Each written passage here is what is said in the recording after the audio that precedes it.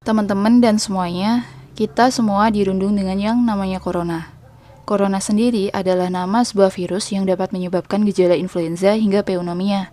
Penyakit yang disebabkan oleh virus corona ini bisa dibilang dengan COVID-19.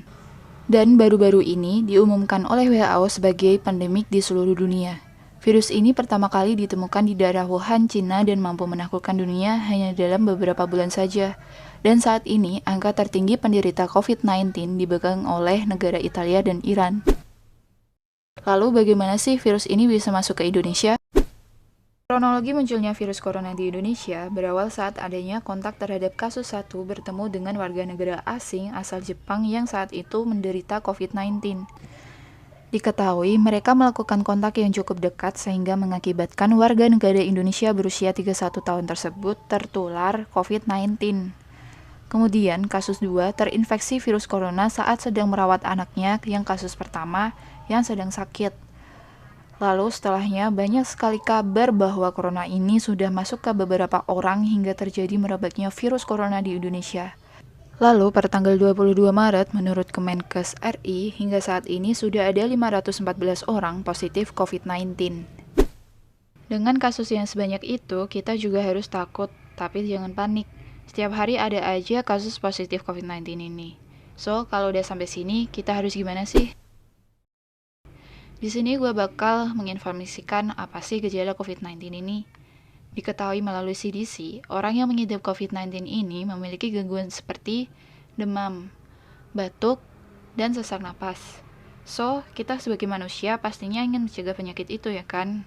Nah, terus di sini gue bakal kasih tahu ada beberapa cara bagaimana melindungi diri kita terhadap virus corona ini. Yang pertama, basuh tangan kalian. Nah, kapan aja sih kita diharuskan cuci tangan? Yang pertama, setelah batuk dan bersin. Yang kedua, setelah kontak fisik dan orang sakit.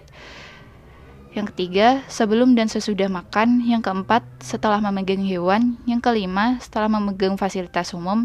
Dan yang keenam, setelah berkendara. So, jangan lupa untuk cuci tangan ya. Terus yang kedua, pakai masker. Nah, masker ini bisa mencegah kita untuk tertular dari orang lain atau mencegah kita menularkan diri ke orang lain.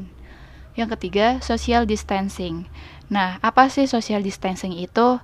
Nah, kita itu diterapkan dengan menghindar dari kerumunan orang. Jika kita keluar rumah, kita juga harus memberi space terhadap diri kita dengan orang lain. Terus, ini membuat penularan virus lebih minim untuk terjadi. Dan yang keempat, makan makanan yang matang. So, taatilah tata cara ini agar kalian bisa terhindar dari penyakit.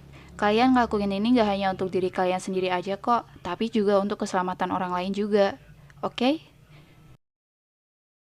Oke teman-teman, segitu aja yang gue sampaikan di video ini. Gue harap kasus virus ini cepat mereda dan gak makan banyak korban lagi. Dan buat lo semua, jaga kebersihan, tidur cukup, tetap di rumah agar bisa tetap terjaga.